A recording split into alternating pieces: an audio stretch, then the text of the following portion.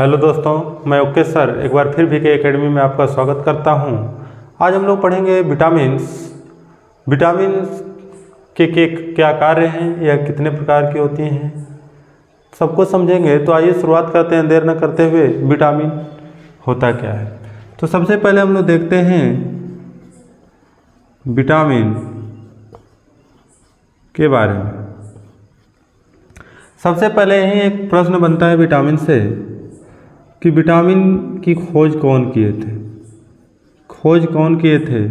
तो खोज किए थे फंक किए थे 1911 ईस्वी में। यहीं से एक और प्रश्न बनता है कि विटामिन का सिद्धांत किसने दिया था। तो ये कौन दिए थे? हॉपकिंस दिए थे। यानी कहने का मतलब क्या है कि विटामिन की खोज हुई थी 1911 में फंक के द्वारा। विटामिन का सिद्धांत दिए थे हॉपकिंस, और यहीं से हम लोग का कार्यक्रम शुरू होता है विटामिन्स के बारे में कि विटामिन को हम लोग किस ढंग से पढ़ना है। तो यहीं से एक प्रश्न बनता है कि विटामिन में कितनी कैलोरी ऊर्जा होती है। विटामिन में कितनी कैलोरी ऊर्जा होती है? तो विटामिन में होती है 0 किलो कैलोरी ऊर्जा। यानी अगर आपसे इस तरह से एक प्रश्न कर दे कि निम्न में ऊर्जा का स्रोत नहीं है, और आपके ऑप्शन इस तरह बना दे कार्बोहाइड्रेट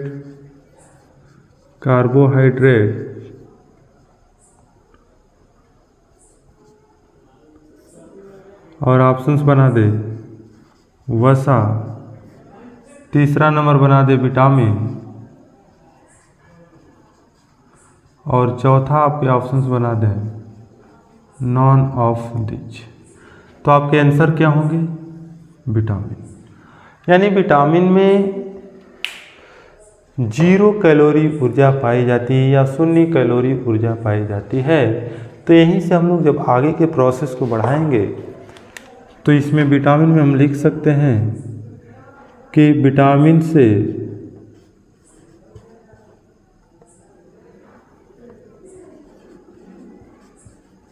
इसमें 0 कैलोरी ऊर्जा होती है।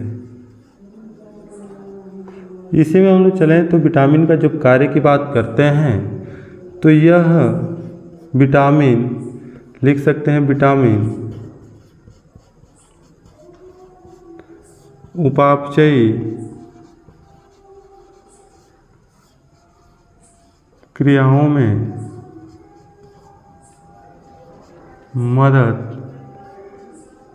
करती है।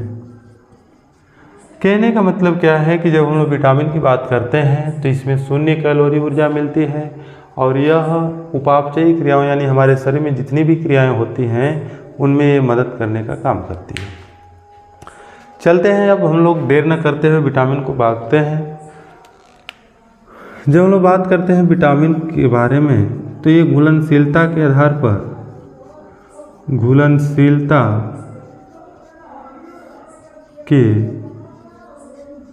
आधार पर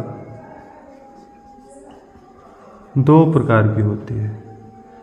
कितने प्रकार की होती है? 2 प्रकार की होती है। घुलनशीलता की जब हम लोग बात करते हैं तो ये 2 प्रकार की होती है। कैसे, आइए देखते हैं। एक होता है जल में घुलनशील, यानी जल में घुलनशील, और दूसरा होता है नंबर जल में घुलनशीलता की बात करते हैं घुलनशील के आधार पर, और एक होता है वसा में घुलनशील। जल में घुलनशील और वसा में घुलनशील। जल में जो घुलनशील होती है विटामिन बी, सी और पी। जल में हो गया, इसमें होता है ए, डी, ई, के। इनका जब है, इनकी हम लोग जब बात करते हैं इतने लोग की, तो इनका जो है हमारे शरीर में स्टोर नहीं होता है। यानी हमारे शरीर में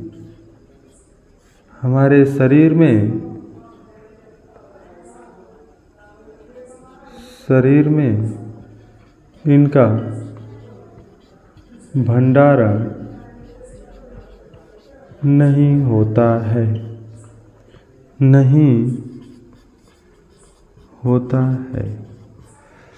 इसकी हम लोग जब बात करते हैं, इनका हमारे शरीर में भंडारण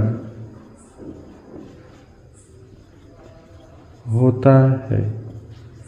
कहने का मतलब क्या है कि जब अगर आप विटामिन बी सी पी की बात करें तो यह सुबह लेते हैं शाम तक निकल जाती है। जब इसकी हम लोग बात करते हैं तो इसको जैसे जैसे जल से आप लेते रहते हैं, कुछ भी खाए पदार्थ पी मिला, कुछ समय के बाद ये निकल जाता है। इसीलिए हमारे शरीर में इसका भंडारण नहीं होता है, नॉट स्टोरेज विटामिन से, लेकिन इसका हमारे शरीर में भंडारण होता है। अगर इसकी कमी होती है तो तुरंत आपको देखने को मिलती है, लेकिन इसकी कमी होती है तो तुरंत आपको समझ में नहीं आएगा। मिलता है लेकिन ज़्यादा देरी तक अगर यह विटामिन की कमी होती गई तब आपको समझ में आएगा कि नहीं, हाँ बी सी की कमी कहीं ना कहीं हुई है। लेकिन इसका अगर कमी हुई तो आपको तुरंत महसूस होगा जैसे अगर ए की कमी हो गई, रतौंधी हो जाएगा। आइए चलते हैं, अब शुरुआत करते हैं विटामिन ए के पास चलते हैं। सबसे पहले ए को पढ़ेंगे, फिर बी सी पी, इस तरह करके हम लोग पढ़ते चलेंगे। तो आइए जब हम लोग विटामिन ए की बात करते हैं, विटामिन ए की, तो यहीं से एक प्रश्न बनता है कि इसका रासायनिक नाम, केमिकल नेम, रासायनिक नाम, इसका रासायनिक नाम होता है रेटिनॉल। क्या होता है? रेटिनॉल। इसकी खोज कौन किए थे? इसकी खोज की जब हम बात करते हैं कि खोज को किस व्यक्ति ने किया था, तो खोज किए थे मैकुलन ने किए थे। इसके बाद हम लोग पढ़ते हैं विटामिन ए के स्रोत के बारे में कि इसका स्रोत क्या होता है। स्रोत की जब हम लोग बात करते हैं, होता है गाजर,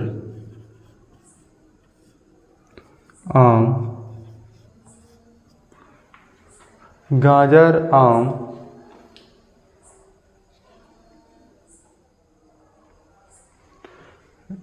इसमें इंपॉर्टेंट स्रोत की जब हम लोग बात करते हैं तो गाजर, आम, मछली, हरी सब्जी,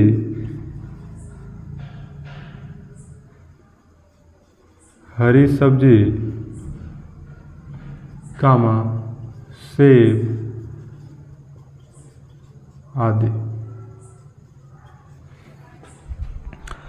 जब हम लोग स्रोत की बात करते हैं तो देखिए कि क्या है, गाजर है, आम है, मछली, हरी सब्जी, सेब, ये सब इसके स्रोत हैं। इसका निर्माण कैसे होता है आइए देखते हैं। विटामिन ए का निर्माण कैसे होता है। आप जानते होंगे कि आपके शरीर में एक होता है बीटा कैरोटीन नाम का, बीटा कैरोटीन होता है, बीटा कैरोटीन। ये होता क्या है कि यह लीवर द्वारा इसका संश्लेषण किया जाता है। क्या किया जाता है? संश्लेषण किया जाता है। संश्लेषण में होता क्या है कि इसका एक निर्माण होता है, और ये कहाँ निर्माण होता है? लीवर में ही होता है। और लीवर में इसका निर्माण होने के बाद ये संचय कहाँ होता है? यहीं पे होता है। यानी बीटा कैरोटीन से लीवर द्वारा संश्लेषण के बाद ए का निर्माण होता है, या प्रक्रिया से इसका निर्माण होता है। इसके काम की बात करें, कार्य क्या होते हैं? विटामिन ए का कार्य क्या होता है? तो यह हमारे शरीर को संक्रमण से बचाने का कार्य करता है। यानी ये हमारे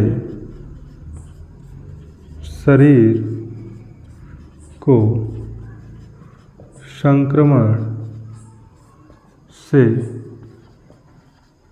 बचाने में मदद करती है। कौन? Vitamin A. दूसरा नंबर, इसे संक्रमण विरोधी विटामिन कहते हैं। संक्रमण विरोधी विटामिन कहते हैं। उसके बाद जब हम लोग बात करते हैं कि इसका प्रभाव कहाँ पड़ता है, प्रभाव कहाँ पड़ता है, तो प्रभाव पड़ता है आँख पर। यानी विटामिन ए का जो प्रभाव है कहाँ पड़ता है, तो ये आँख पर पड़ता है। इसकी कमी से ही होता है कौन से रोग, रतौंधी। यानी कहने का मतलब क्या है, विटामिन ए की कमी से रतौंधी होता है। क्लियर। जब हम लोग इसके आगे की बात करते हैं कि इसका प्रोसेस क्या होता है, ये क्या क्या करने में मदद करता है, कैसे, इसके आगे के बारे में जब हम लोग बात करते हैं तो देखते हैं। हम लोग विटामिन ए की अभी बात कर रहे थे, विटामिन ए की बात कर रहे थे, तो देख रहे थे हम लोग आँख में इसका प्रभाव, आँख पर प्रभाव हम लोग देख रहे थे। देखिए इसमें होता क्या है, आँख के बारे में जब हम लोग देखते हैं तब इसे हम लोग कहते हैं फर्स्ट कंजेक्टिवा, ये होता है सेकेंड पे कौन आता है, कॉर्निया आता है। कॉर्निया ये है लेंस और ये होता है रेटिना, रेटिना। इसे हम लोग कहते हैं फर्स्ट पारदर्शिता माध्यम, ये होता है सेकंड पारदर्शी, और तीसरा होता है लेंस, चौथा होता है रेटिना। जब किसी व्यक्ति के आँख में दान दिया जाता है, आँख का कोई अंग दान दिया जाता है, तो ये कौन सा होता है, ये दान देने के लिए होता है, कार्निया का दान दिया जाता है। लेंस में कौन सा लेंस होता है, तो उत्तल लेंस होता है, उत्तल लेंस। प्रतिबिंब कहाँ बनता है, रेटिना पर कैसा बनता है, प्रतिबिंब वास्तविक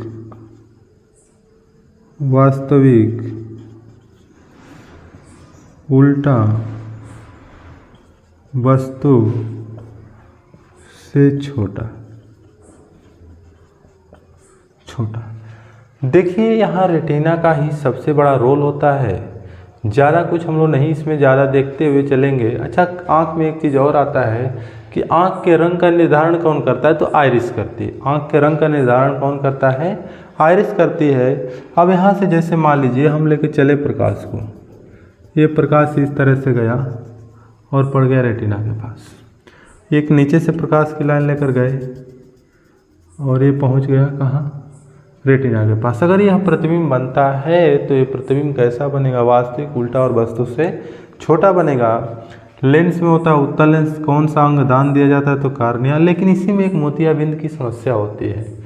जब लिक्विड सूखने लगता है, जब लिक्विड सूखने लगता है आँख का, तो धीरे धीरे परत पे, या तो कह सकते हैं कि जो ये परत होती है इस पे अगर धूल के कण जमने लगते हैं तो उसी को हम लोग कहते हैं रेटिना। क्योंकि जो लेंस के माध्यम से रेटिना पर प्रकाश पहुंचता है प्रतिबिंब बनने के लिए, वो पड़ ही नहीं रहा है, धूल के कण जम गए हैं, डस्ट बैठ गए हैं, जिसकी वजह से तो हम कहते हैं मोतियाबिंद हो गया है। जब हम लोग रेटिना की बात करते हैं, रेटिना की बात करते हैं, रेटिना में तो इसमें दो प्रकार की सेल होती हैं। एक होता है रॉड्स और एक होता है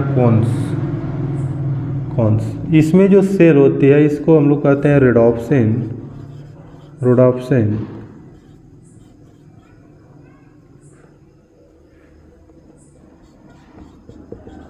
रोडोप्सिन कहते हैं इस सेल को, और रोडोप्सिन सेल कहते हैं, और इसको हम लोग कहते हैं कोडोप्सिन सेल। रोडोप्सिन और कोडोप्सिन दो प्रकार की सेल होती हैं। इनका मुख्य कार्य क्या होता है, रोडोप्सिन और कोडोप्सिन का। तो जो रोडोप्सिन होता है यह डिम लाइट में देखने में मदद करती है। डिम लाइट में देखने में मदद करती है। ये कोडाप्सिन क्या होता है? यह रंग की पहचान करने में मदद करता है। यानी जो कोडाप्सिन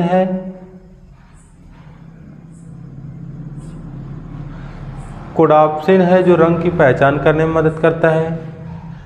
रेडोप्सिन जो है डिम लाइट देखने में मदद करता है। उसके बाद हम लोग बात करते हैं इसके निर्माण में विटामिन ए मदद करता है। विटामिन ए मदद करती है। और इसकी हम लोग जब बात करते हैं तो इसी सेल की कमी हो जाती है तो हम लोग के अंदर होता है कलर ब्लाइंडनेस। यानी जब हम लोग बात करते हैं कलर ब्लाइंडनेस की,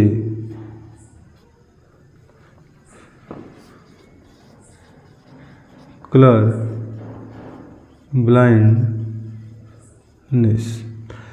ब्लाइंडनेस की जब हम लोग बात करते हैं वर्णाधनता की, तो यह एक आनुवंशिक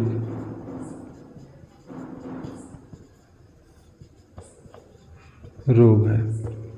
इसमें लाल हरा और हरा लाल दिखाई देने लगता है और यह कभी खत्म होने वाला रोग नहीं है, यह हमेशा परमानेंटली रोग हो जाता है।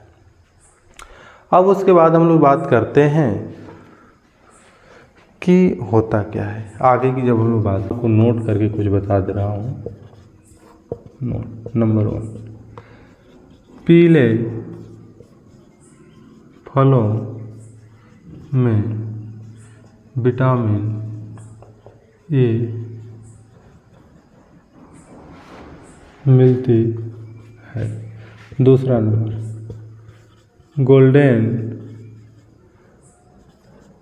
राइस में विटामिन ए मिलती है। गोल्डन राइस जो है जीएम क्रॉप है। क्रॉप्स है, इसका मतलब होता है जेनेटिक मॉडिफाइड फसल। जीएम क्रॉप्स का मतलब होता है आनुवांशिक